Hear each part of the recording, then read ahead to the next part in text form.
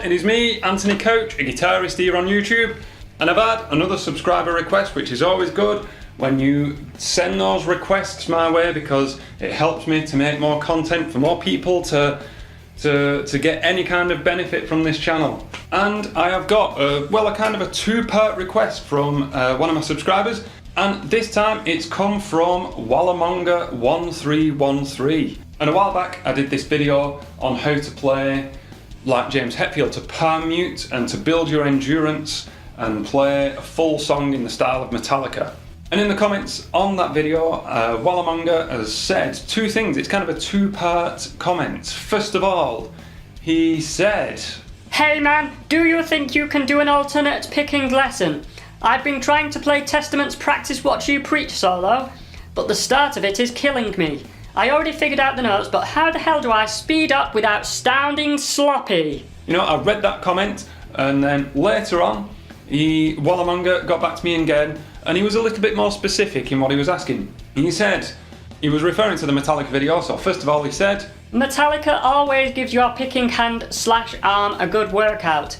Please teach us how to alternate pick ultra fast between 3 to 4 strings." Well, Wallamonga, picking between 3 and 4 strings, alternate picking. I've made a list actually, because you wouldn't believe the amount of editing that I do on these videos where I'm just sat here trying to think of things. I need to think of things before I film the videos, so I've written them down on a bit of paper. So Wallamonga, and anyone else who's listening and watching, alternate picking is tough. It's tough, it's fast, it takes time. That's the shortest answer that I can give.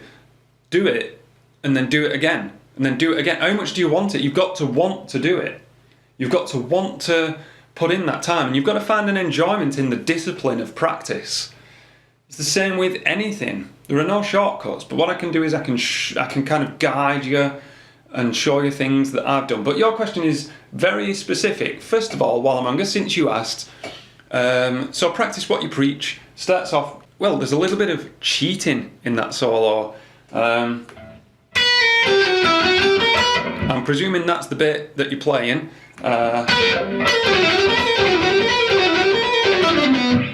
That bit of the solo, the first 2 notes, I do a pull off. Whoops. And I think on the original recording, I think Alex Skolnick, Testament's lead guitar player, I think he might do a pull off. But you know what, does it matter? Does it matter? Does everything have to be picked?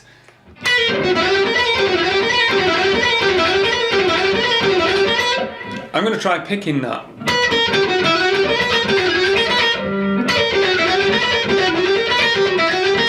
Impossible. Too fast. It's not impossible, obviously. You can get it that fast. But there's a lesson to be learned, I think, in that little snippet there, that if my suspicions are right, and Alex Skolnick is pulling off there,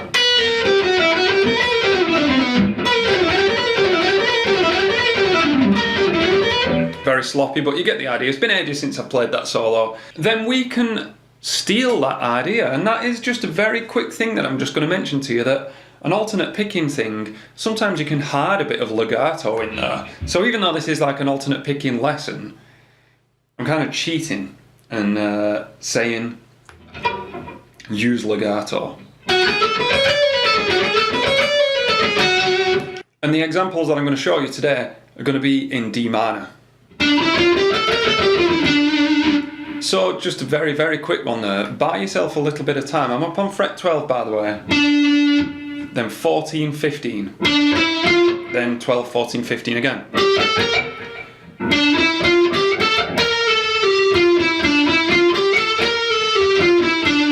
See what I'm doing there? I'm kind of cheating, using legato to come down the scale.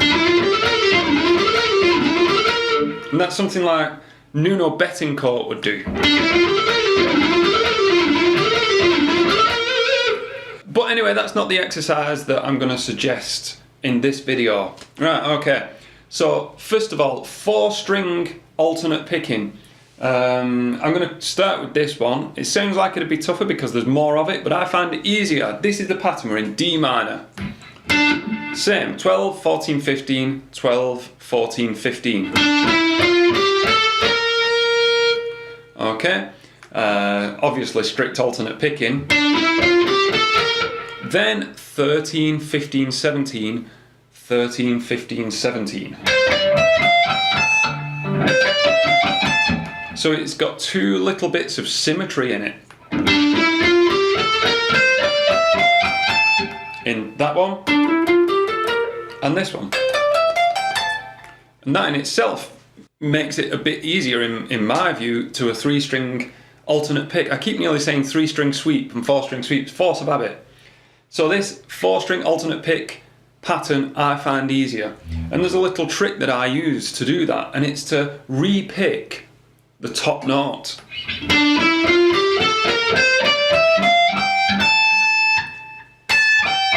Because what that does, it sets me off on a down pick.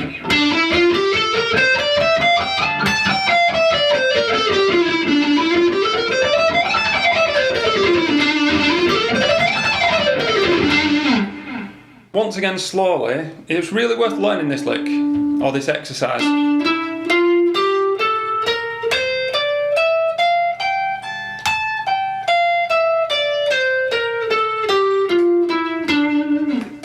But I'm going to use this first 4-string alternate pick pattern to just show you a few things that I've written down because I'm organised today.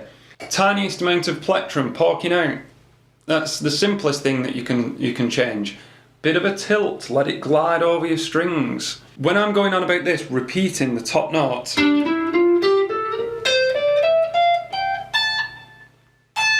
it isn't, for me, just about that symmetry of picking. It's as much about the accenting as well. So if you don't know what an accent is, I'm going to accent one note.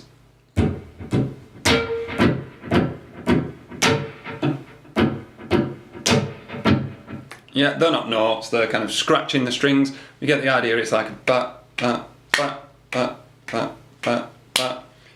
In other words, to accent a note is to make one note stand out from the others, usually by playing it louder. In other words, picking it harder.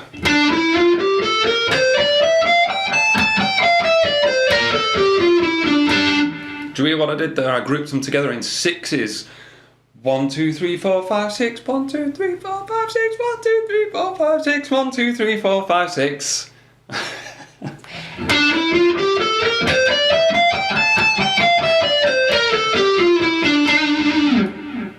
Okay, and there is a massive reason for that for me. It helps me build up that coordination because your audience, right, your audience that are listening to your music, they're going to hear loads and loads of notes all at once, like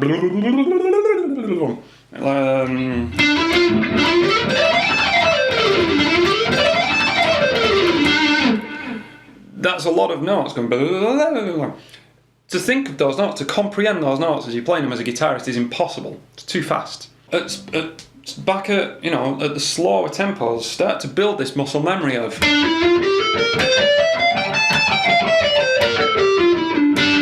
So then as the guitarist, you're just thinking.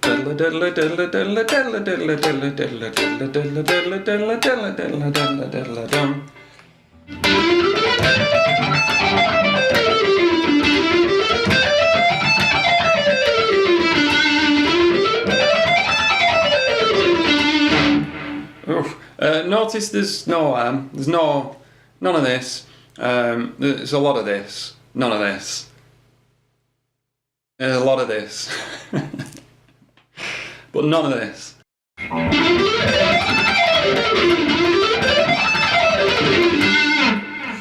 Where's your hand, Wallamonga, when you're, or anyone else watching this video? Consider where this part of your hand is. You know, when I'm strumming the guitar, an acoustic guitar, with, you know, a nice sing-along song like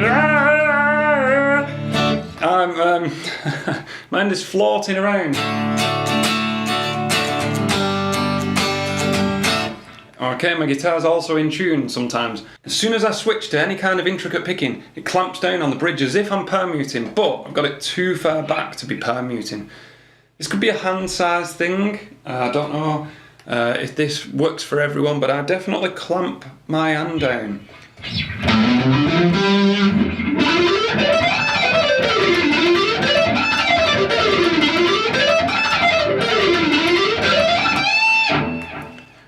know, might be different for different people. But then there's something that I don't really ever see people talk about with speed. Put simply, to play slowly extremely well leads to getting faster. And that is a tried and true formula for getting faster. Play it slow, then play it a bit less slow, then play it a bit less slow, until you're fast. But here's one for you. Here's one that I like to do to build up some coordination. Take it one little bit at a time. How fast and clean and comfortable with no tension can you play just the first 3 notes of that exercise?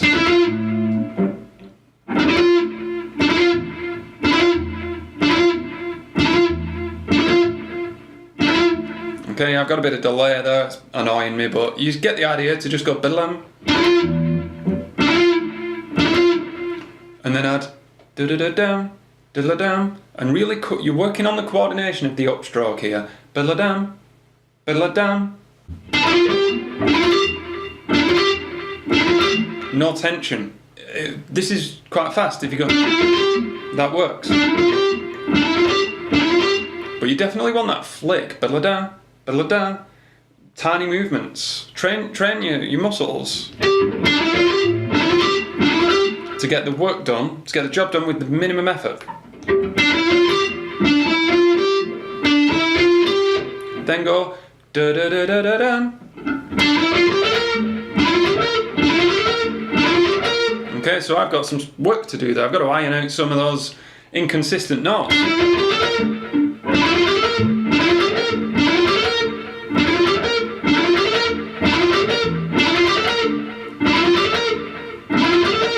Okay, towards the end there I've started getting it, but I was a bit tense here. I'm going to be honest with you, I'm still learning. There we go, I've kind of loosened this. You've got to be, this is practice, isn't it? It's not playing the guitar. This is like full-on, intricate, concentrated practice where you're considering things like how tense my arm is. When you're up on stage and you're playing, your arms are really tense because they're up above your head and you're on the floor spinning around and stuff. When we're in our bedrooms, in our studios, wherever, practicing, we've got to think about these things. Ah! Just taking it to the next string. Diddle-diddle-da, diddle-diddle-da, just coordinating. Oh, it makes you think.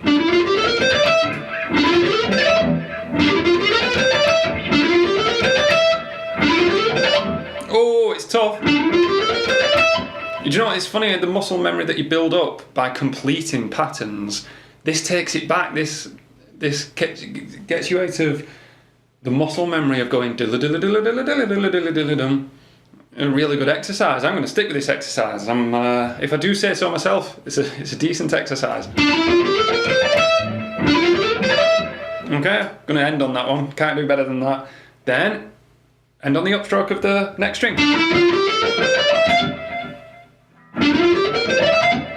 And then just go back to.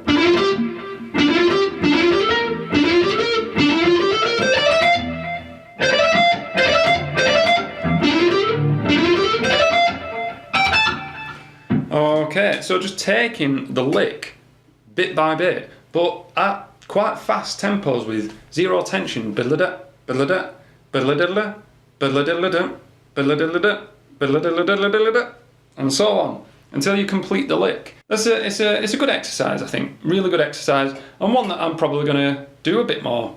But then 3-string, here's a 3-string pattern for you. And by that, I'm kind of joking because it's the same lick, but you just don't do that top string.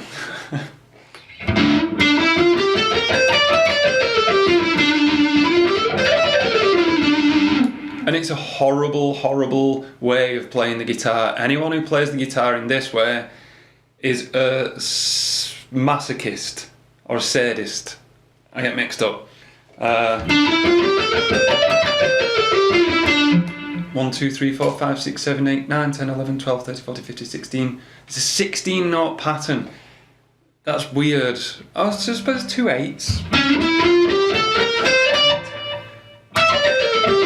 Yeah, I don't know. There's something you might find this different. You might find it easier than the 4-string. That is a full tongue twister kind of a feel for me to go Da-da-da-da-da-da-da-da-da-da-da-da-dum.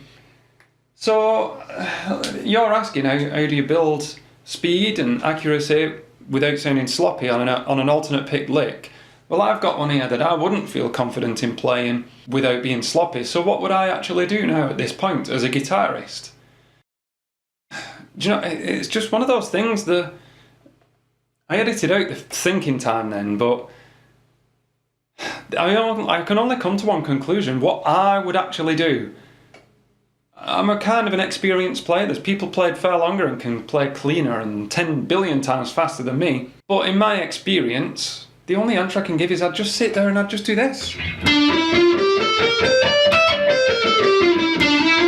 Listen to the accents though.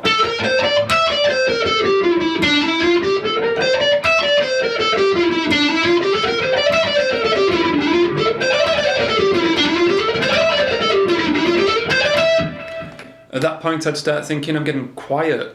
If I was on a clean setting or on an acoustic guitar, I'd have no volume there. I'm being carried by the distortion. So then I would do this. Yeah, every shredder's worst nightmare. Clean tone. Not that I don't like a clean tone, it's just it shows you naked, doesn't it?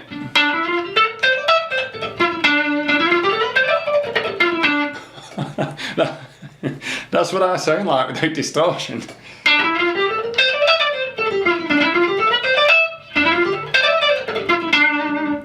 It's a wake-up call for me.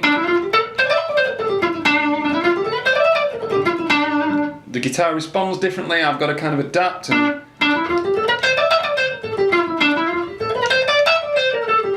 But, you know, there's a switch in a guitar in a guitarist's head. Every guitarist's head is telling me, play it fast, play it fast. You have to go against it. You have to think tone.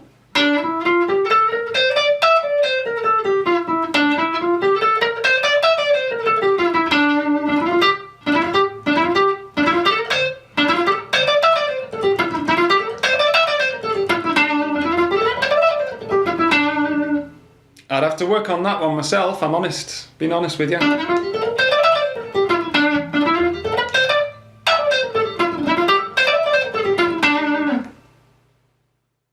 That's the kind of stuff, you know, I'd edit out, but this guitar channel is becoming far beyond my wildest dreams. And all I'm ever going to do is be honest with you, that's my playing at the minute on that lick.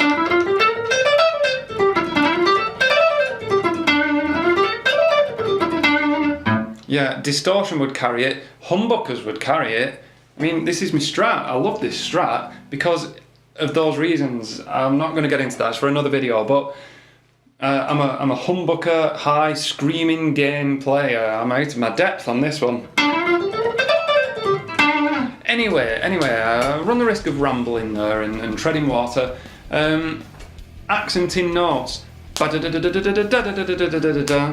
it's the 4-string one. That helps you to synchronize. Don't forget the practice what you preach solo. I'm switching back to distortion. The practice what you preach solo. He's bought himself a little bit of time, hasn't he? So bear that in mind.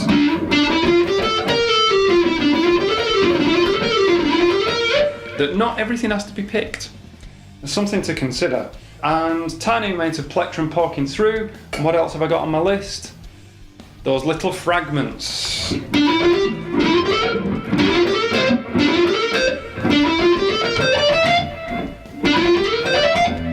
And so on until you conquer alternate picking. Hopefully this lesson has helped some people. If it has, then let me know in the comments below. And of course, if it hasn't, let me know in the comments below.